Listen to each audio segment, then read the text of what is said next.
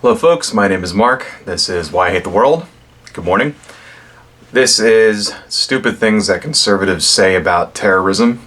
So let's just jump right into it. First thing I want to talk about is this idea that somehow, this is something that you hear a lot in conservative circles, somehow that liberals are afraid to say the words radical Islam, right? And only if we can only get our president and our elected officials to actually say those two magic words, that somehow we would turn the tide and defeat, terrorism and ISIS and Al Qaeda and all that shit, and we destroy them overnight.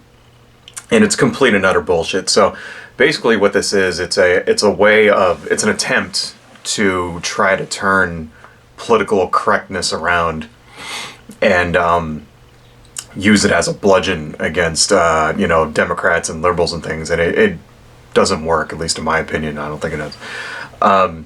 The idea being that they say something to the effect of, well, they won't even say it for what it is, right? So, and it's also a defense of racism, right? Especially when it comes to things like Donald Trump's immigration policy, where he wants to ban all Muslims, right? And then so the argument goes like this: well, we want to ban all Muslims because all Muslims are terrorists, right? And then from the liberal side, the argument goes, well, that's bullshit because Islam is a religion, and you're banning, and only, a very small percentage of people who are Islamic are actually terrorists. And then the right wing comes back and goes, see, you would just fucking tell it for what it is, right? Then we'd be able to defeat it. And it's complete and utter horseshit. It's just a way of making making people, the racist people on the right wing who want to ban all Muslims, it's a way of trying to justify that and trying to turn political correctness back around on the, liberals. It's complete bullshit. I mean, the thing is that, because it's, factually untrue. All right, Islam is a religion, right? 2 billion people on the earth believe in this religion, probably more. Right, a very large portion of people on the earth, somewhere in the area of 2.5 billion or 2.5 billion, something like that.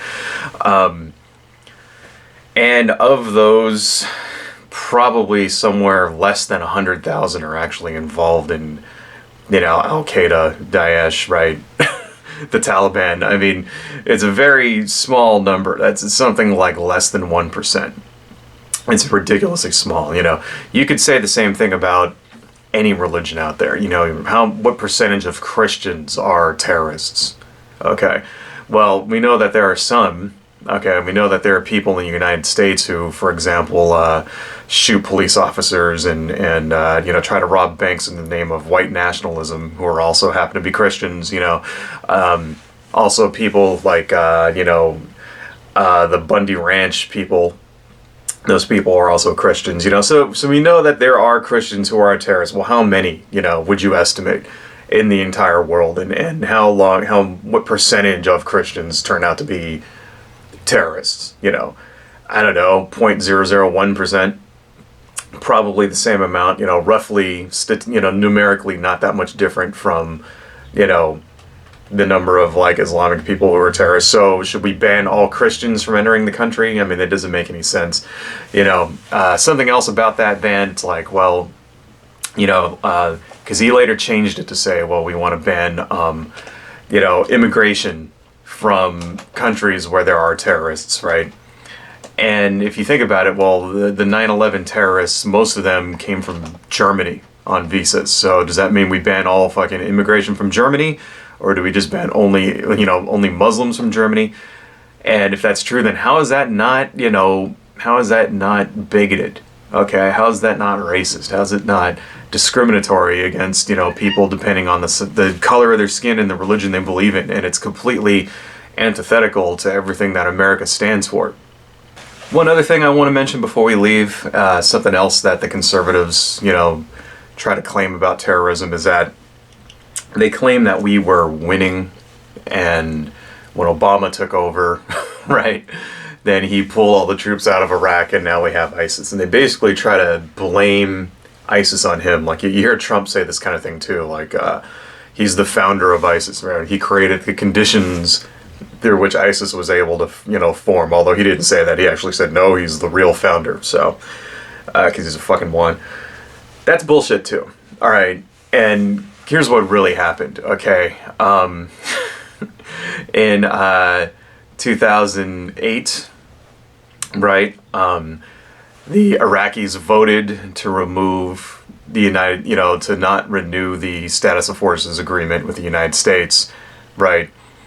And George W. Bush went along with it, because if he didn't, right, he would have no, like, if he basically refused to leave Iraq when the Iraqi government, interim government, decided to kick, that enough was enough and it was time for you guys to go, then there would be no legitimacy to the war, and the war would suddenly be illegal, as if it wasn't already illegal, and the United States would then be considered an occupying force, and all kinds of bad shit would have happened. So George W. Bush, right, who started the war in the first place, let's not forget about that shit,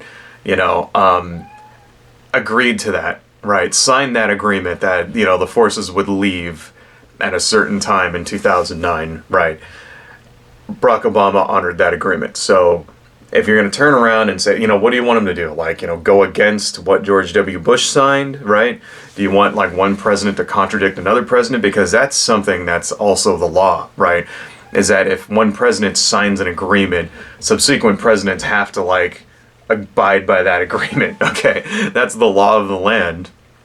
All right, so is that what you want him to do? To just lie and refuse to pull out and turn us into an occupying force and just give, the Al-Qaeda and ISIS, well, ISIS wasn't around at that time, but, Al-Qaeda and all that shit, just give them even more reason to, like, start a fucking holy war, and, like, it doesn't make any sense. So when you hear him say shit like, we were winning, it's like, no, we weren't winning, okay, right, number one.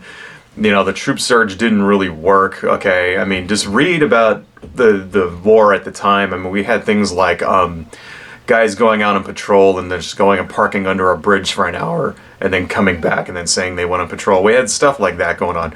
And really, the only reduction in violence resulted from basically us, the United States, just paying the enemy to not attack. That's really what happened. But that's time for another video. So, anyway, that's all I got. Adios, folks.